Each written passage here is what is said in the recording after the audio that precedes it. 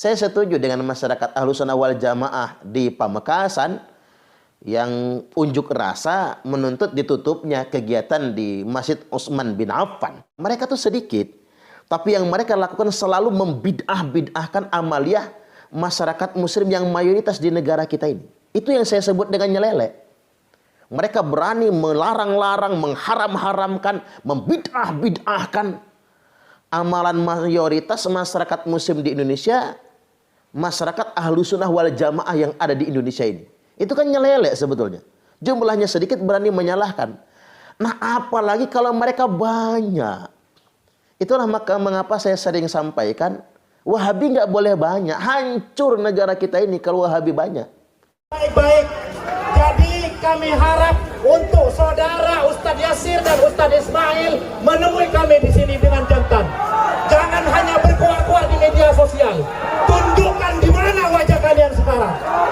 Ini kami Aswaja, hidup Aswaja, hidup Ahlussunnah wal Jamaah. Hancurkan Wahabi, tolak Wahabi, angkat kaki Wahabi dari Indonesia, angkat kaki. Semangat. Sambil menunggu, kami beri waktu 10 menit. Kami beri waktu 10 menit. Kalau 10 menit ini masyarakat sudah tidak sabar, akan men-sweeping masjid dan lembaga yang disinyalir ada Wahabi yang di situ. Semangat. 10 menit dari sekarang. Sambil lalu kita membaca selawat. Allahumma shalli ala Muhammad. Allahumma shalli ala. Assalamualaikum warahmatullahi wabarakatuh. Pada kesempatan kali ini saya akan mengomentari 3 isu yang cukup menarik.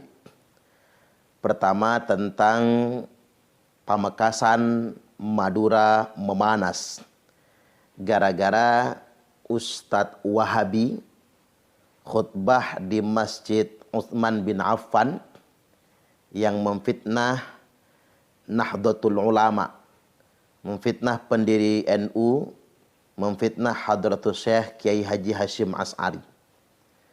Kemudian perkara yang kedua, apa hukumnya orang yang terlalu berambisi untuk berkuasa? Bagaimana pandangan moral Islam?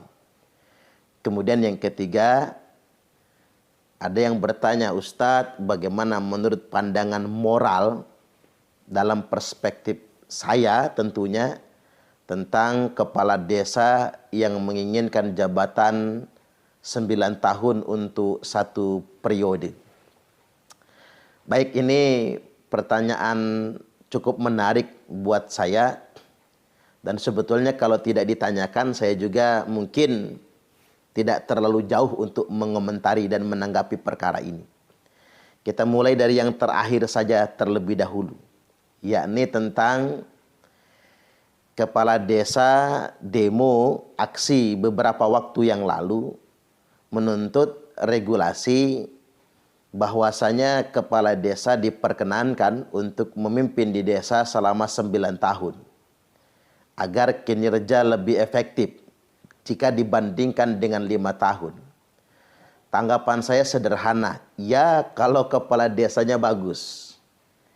Kalau kepala desanya bagus, kinerjanya juga bagus, saya pikir 9 tahun juga masih kurang.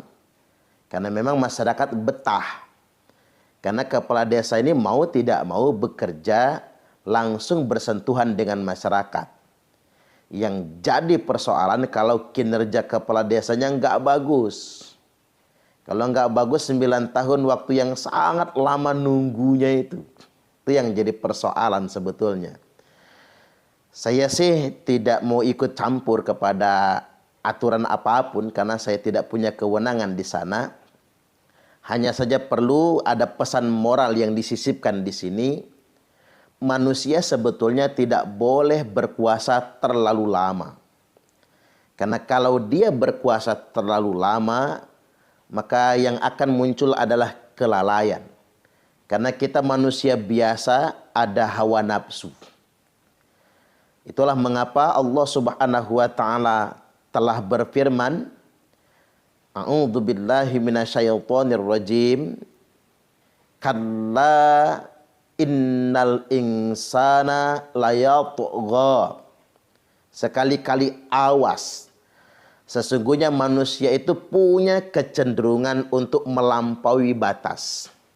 Punya kecenderungan untuk berbuat zalim ketika dia melihat dirinya serba kecukupan. Nah, berkuasa terlalu lama akan membuat manusia menjadi zalim. Ini yang disebut dalam istilah orang barat itu power tends to corrupt.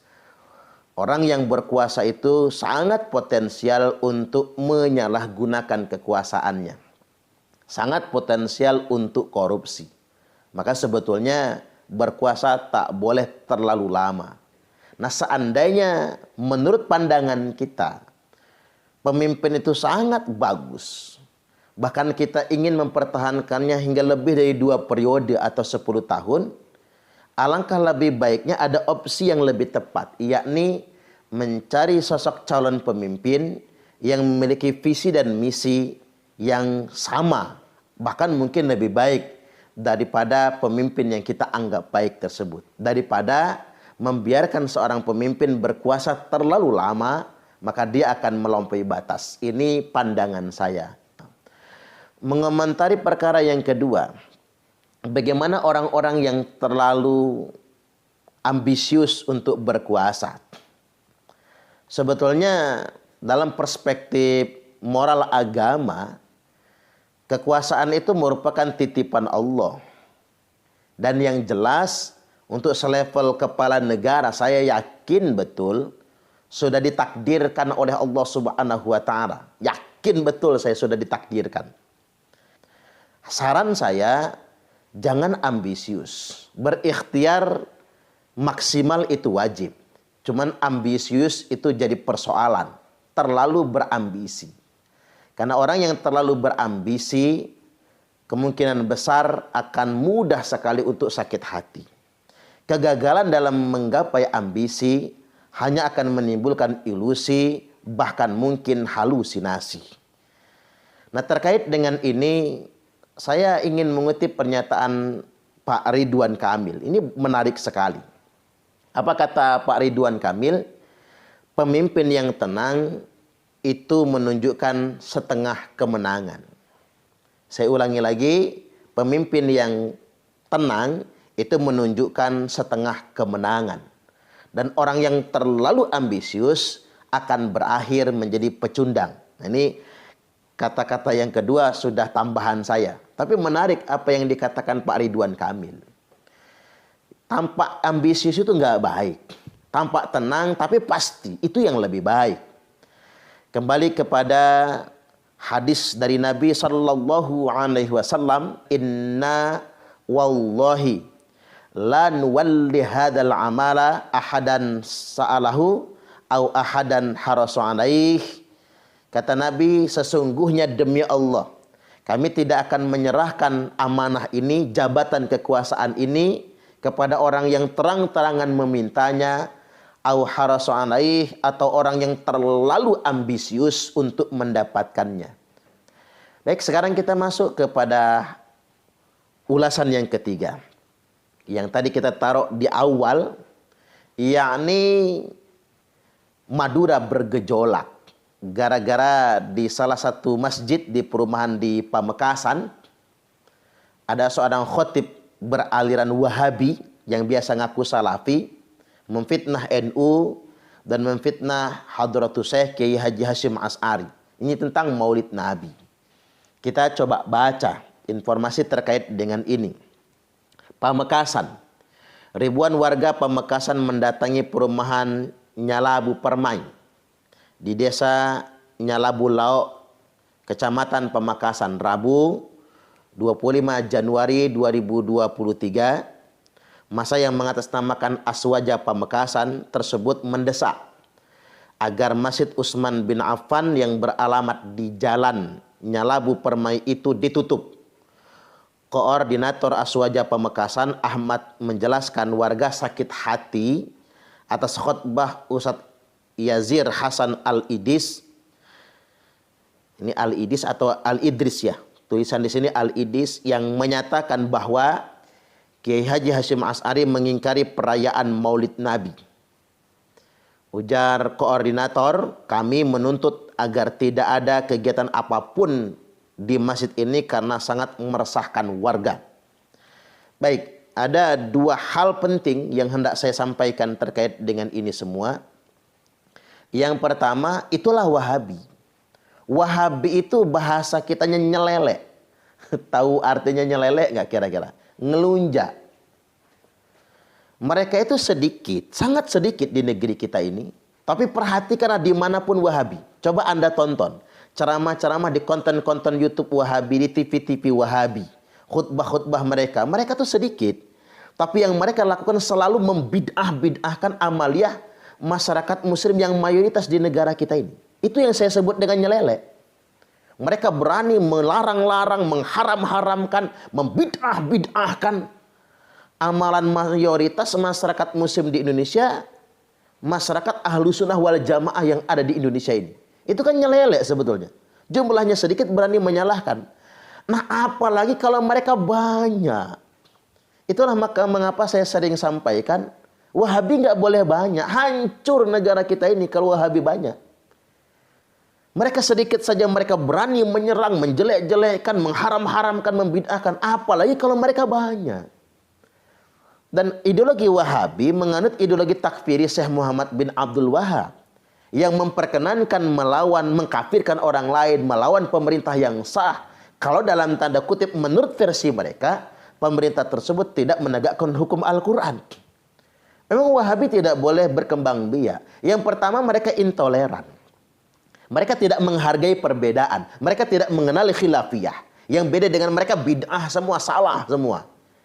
Yang kedua, ada bibit-bibit khawarij di sini, bibit-bibit radikalisme. Mereka melakukan pembenaran untuk melawan pemerintah yang sah. Nah, sedikit saja mereka nyelelek, apalagi kalau mereka banyak. Saya setuju dengan masyarakat ahlu sunnah wal jamaah di Pamekasan yang unjuk rasa menuntut ditutupnya kegiatan di Masjid Utsman bin Affan. Loh, ada yang mempertanyakan mengapa kemudian masjid ditutup? Apa masa tersebut anti masjid? Tidak. Oke, kita ingin coba kembali kepada aturan yang sebenarnya.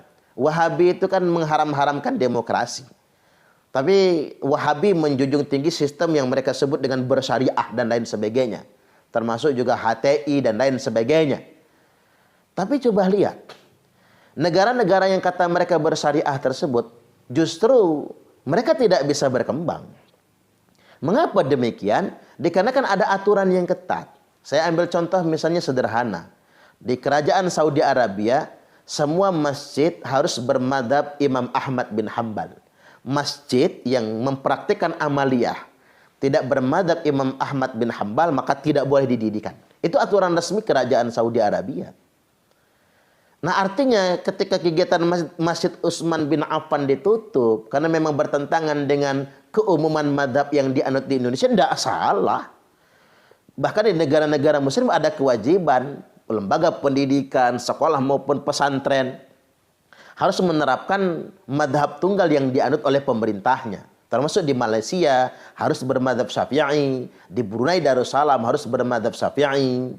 Dan tidak boleh ada ajaran yang menyelisihi madhab resmi pemerintah dan madhab resmi masyarakat mayoritas yang ada di negeri tersebut. Nah ini Wahabi, jumlahnya cuma sedikit. Mereka bikin masjid yang amaliyah masjid mereka bertentangan dengan amaliyah keumuman umat Islam yang ada di Indonesia. Layak untuk ditutup sebetulnya. Hanya saja memang mereka memanfaatkan demokrasi yang ada di negara kita. Demokrasi membuat mereka punya angin segar untuk menyebarkan ajaran mereka. Itulah mengapa mereka di satu sisi mereka mengharamkan demokrasi, tapi di sisi lain mereka mengakui mengambil manfaat yang sangat banyak, mengambil keuntungan dari demokrasi ini. Karena kalau mereka mengajarkan ajaran radikal menyimpang tersebut di negara-negara yang tidak demokrasi, negara-negara yang punya kecenderungan otokrasi dan lain sebagainya, atau kerajaan seperti di Saudi, ya sudah selesai mereka semua dieksekusi tentunya. Nah, makanya mereka mengimpor ajaran-ajaran ideologi transnasional tersebut ke Indonesia. Karena mereka tahu betul kita negara demokrasi dan masih banyak masyarakat yang awam akan ajaran agama. Jadi saya berharap ini menjadi momentum, saya mendukung sepenuhnya upaya yang dilakukan oleh massa dan aparat keamanan serta aparat pemerintahan di Pamekasan. Kita tidak boleh membiarkan berkembangnya ajaran yang sifatnya intoleran. Jadi kalau ada yang menuduh ini anti-Islam, tidak. Islam tidak begitu soalnya. Islam itu rahmatan lil alamin. Kita ini bukan anti-Islam, tapi memerangi parasit di dalam Islam. Ada parasit nih yang bertopingkan Islam. Ada parasit yang berjubahkan Islam. Ada parasit nih yang mengatasnamakan Islam. Dan ini sangat berbahaya sekali. Dia berkamuflase dengan agama, tapi mengajarkan Islam yang bertentangan dengan hakikat Islam yang rahmatan lil alamin. Justru parasit ini harus kita musnahkan. Parasit ini harus kita hilangkan agar tidak memperburuk citra Islam itu sendiri. Karena Islam sebetulnya Islam yang rahmatan lil alamin. Saya berharap pertama pemerintah tegaslah pada kelompok-kelompok intoleran ini. Sedikit saja mereka sangat intoleran, bayangkan kalau mereka banyak. Ini akan menjadi ancaman, bahkan bisa mengancam disintegrasi bangsa. Kemudian yang kedua, kita umat Islam, Ahlus Sunnah wal Jamaah di Indonesia, mulai sekarang kita tidak boleh diam. Di konten saya beberapa waktu yang lalu saya sampaikan, selama ini NU terlalu defend, terlalu bertahan. Kita kunut di bid'ah-bid'ahkan orang, kita sekedar menyampaikan ini dalilnya kunut. Tahlil yasinan di bid'ah-bid'ahkan orang, sekedar kita sampaikan ini dasar kitabnya, ini dalilnya. Maulid diharam-haramkan orang.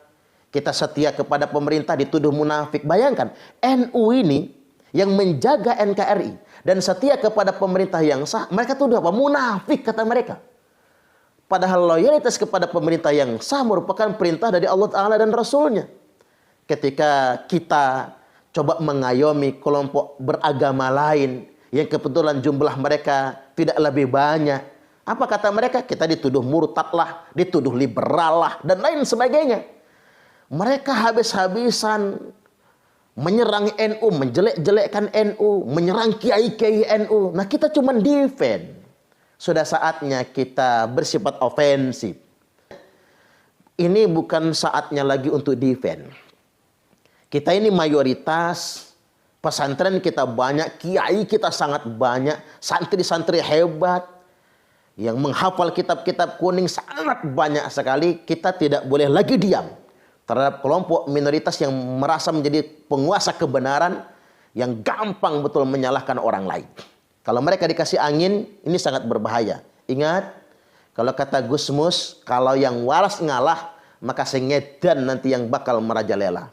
Bahkan yang perlu ditegaskan bahwasanya bagi orang awam pada umumnya, siapa yang beragamanya paling vokal itu dianggap kebenaran, walaupun itu salah. Saya ulangi lagi, orang yang cara beragamanya, cara mendakwahkan agamanya paling vokal, itulah yang dianggap orang awam sebagai kebenaran, walaupun itu salah. Jadi ketika kebenaran itu sendiri tampil silent, tenang-tenang saja, diam bahkan, maka akan dianggap sebagai kebatilan. Kebenaran tidak boleh diam.